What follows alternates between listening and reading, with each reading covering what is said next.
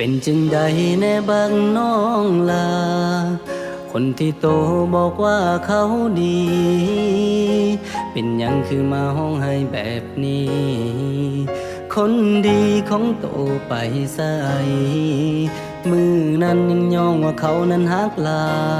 ย แต่มือนี้จนสิตายป่านฟ้าผ่าใจ กินแต่เหล้าคนกับน้ำตาเป็นสาย กินให้ตายเขากะบอกคืนมาฮักโต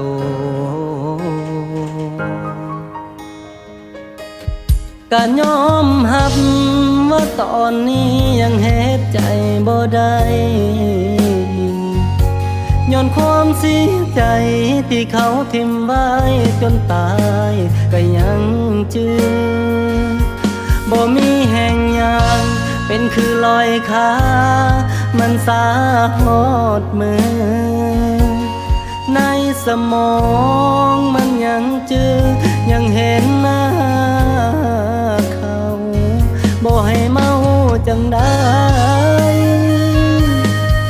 โอ้โหถ้าอยากมีความหังเป็นอย่างโตคือบ่เพื่อใจจังสิบ่เสียใจห้องให้คือจังตอนนี้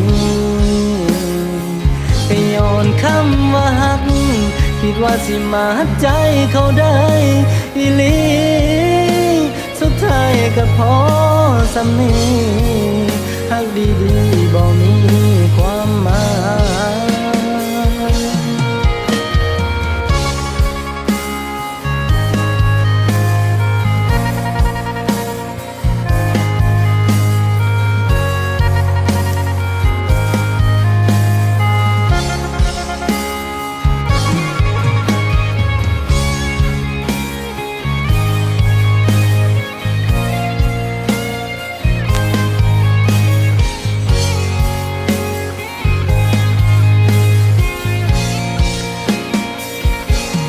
ก็ยอมหับว่าตอนนี้ยังเฮ็ดใจบ่ได้ย้อนความเสียใจที่เขาทิ่มไว้จนตายก็ยังจื